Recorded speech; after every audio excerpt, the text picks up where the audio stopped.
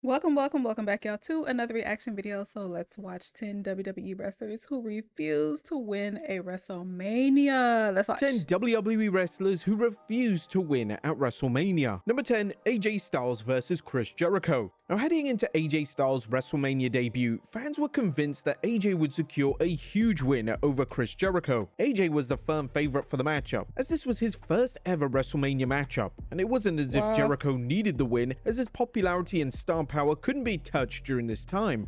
Shockingly, WWE decided to have Jericho win the match, and it was later reported that AJ wanted to lose the match. Was this because AJ wanted to show that he was a team player? Well, potentially. It may have also been that AJ was of the belief that he shouldn't just walk into a prominent spot on the WrestleMania card and just win, and it was his duty to do the honors. Number 9, Mark Henry. Okay, well, that sounds, if that's true, that sounds very humble of him. Versus The Undertaker. One of the names that was pitched to end the iconic streak of The Undertaker was Mark Henry. Henry wrestled The Undertaker at WrestleMania 22 in a casket match, and when this news first surfaced, fans were stunned, as there was no way on paper that Henry was going to defeat the legendary Undertaker in his, well, own match. And according to Mark Henry, during an interview with Heavy, the creative call of Henry defeating The Undertaker was very close to happening, but ultimately, he would turn it down. It was close, and there was some conversation about me being the one to break the streak, and if they would have asked me, I would have been like, hell no, I don't want to carry that weight. And Henry, just like several other names who have turned the offer down, realized the magnitude of the win. Conquering the streak at that time would have arguably been bigger than any world title win, and it's not something that talent were comfortable openly accepting, which is completely understandable. Number 8, Kane versus The Undertaker. Kane was a name that The Undertaker loved working with. This affection ran so deep that The Undertaker reportedly wanted Kane to break the streak on more than one occasion. It's believed that WrestleMania 20 was one of the events discussed for this to take place, and it was even rumored that The Undertaker wanted Kane to break it at a subsequent WrestleMania event. Kane was well established for being one of the most selfless pro wrestlers of all time, so it was hardly a surprise that the man said no thanks. Kane had such an elite reputation in this regard, and when The Undertaker put over his kayfabe half-brother on a number of pay-per-view events in 2010, this was likely The Undertaker's way of giving Kane a lap of honor. Number 7, The Rock vs JBL.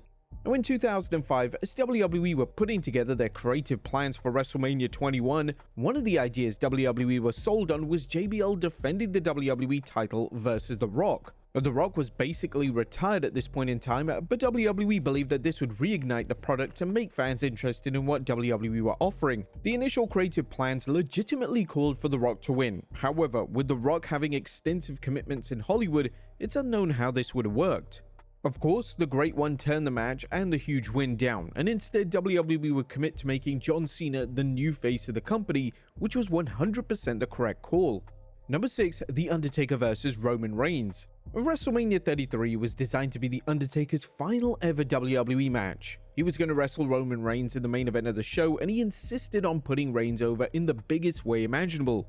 Winning the main event match was simply out of the question for the dead man, and he wanted to go out by putting over the new face of WWE. Whilst this mentality was appreciated, the match itself did neither man any favors, as it was a complete letdown.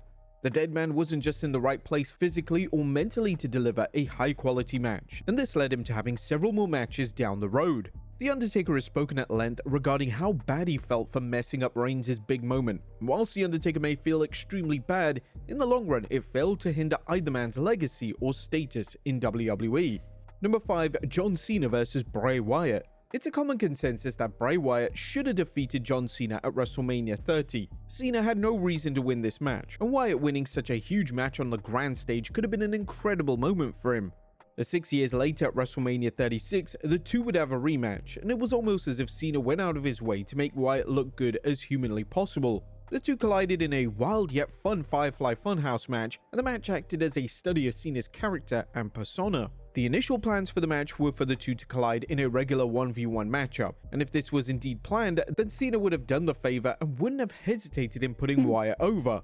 It was reported 3 years prior that Cena insisted on putting Wyatt over on SmackDown during Wyatt's reign as WWE Champion, and Cena evidently wanted to right the wrongs of WrestleMania 30. Number 4, Edge versus The Undertaker. Now, the main event of WrestleMania 24 was set to be Edge So he didn't defending the even world feel title right against The about Undertaker, that. and internal conversations within the company were stating that Edge was going to win the match. It's unknown why exactly WWE believed it was a time to end the streak, but it was possible that they may have been under the impression that the streak had just run its course. But Edge would ultimately turn down the offer, and Edge reflected on his executive call during an appearance on the Impulsive podcast.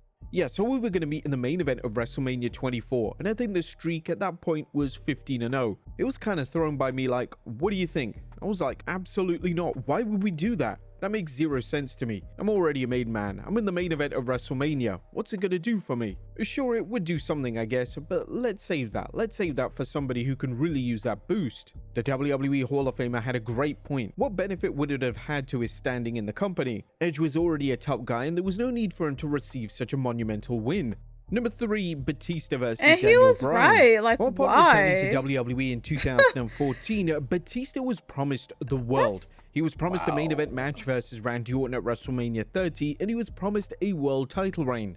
And naturally, due to the rise of Daniel Bryan, some of WWE's promises would be broken. Batista would end up tapping out to Bryan in the main event of WrestleMania. Now, according to Batista himself during an appearance on MLW Radio's Writers' Room, it was his call to put Bryan over in the main event, and the Animal took issue with WWE's call to follow up the win with a poorly executed angle on Raw the next night.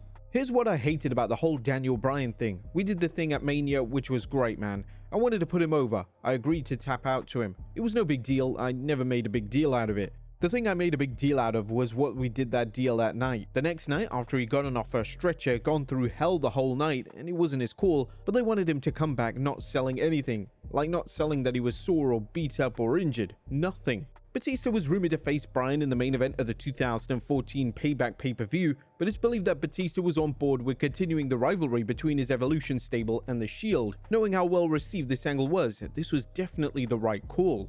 Number 2, Daniel Bryan versus Kofi Kingston. The Kofi Mania storyline in 2019 gripped the wrestling world, and one of the names responsible for the storyline being such an overwhelming success was Daniel Bryan. Bryan used his political power within the company to push for Kingston to get the spot at WrestleMania 35, and Bryan would insist on putting over Kingston. Kingston would reveal this during an appearance on the After the Bell podcast, and Kingston gave Bryan credit for understanding with what the fans wanted. He pushed for that to happen because the plans weren't for me to be at WrestleMania. I'm not sure who it was for Daniel to face, but it wasn't me, and Daniel went in and went to bat for me and the situation for the title match between us to happen, so we had a big part in it too. He was saying a testament to his state of mind as far as advancing the business and doing the right thing for the people and for the best match and product for the people to take in. So kudos to Daniel Bryan. Now, this was a trend that ran through Bryan's entire WWE run. He always seemed to know what the audience wanted, and he always knew when it was time to put someone over. And number 1, Randy Orton versus The Undertaker.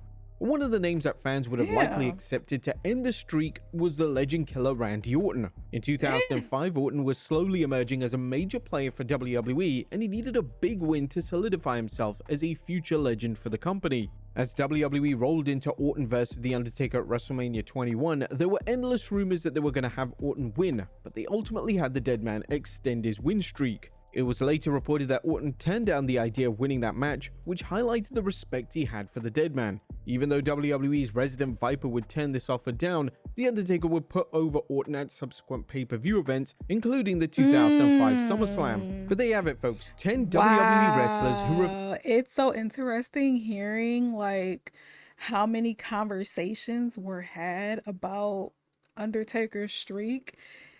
And I just have to give respect to the ones who didn't even want to be a part of that. Like, I feel like they respected Undertaker, you know, as a wrestler, but they respected like the streak that he was going on, the win streak or whatever. So, like, to hear that that was brought up so many times like that, and then everybody was like, no, I don't want to be a part of that. Like, just let it. Like, I feel like also too, the ones who didn't want to take that understood, like, I feel like it was for the fans, you know what I'm saying? A part of that was definitely for the fans, like to keep the streak going or whatever. It was respect for Undertaker, the Undertaker, respect for the streak, and then, you know, the fans or whatever. But damn, I just feel like that should have never happened, him losing or whatever to Lesnar. So I wonder how that conversation went. You know what I mean? Like, damn, that's crazy how many times that was brought up like that. But yeah, leave some likes and comments down below, you guys. Let me know what you think, and I will see y'all in the next one. Toodles.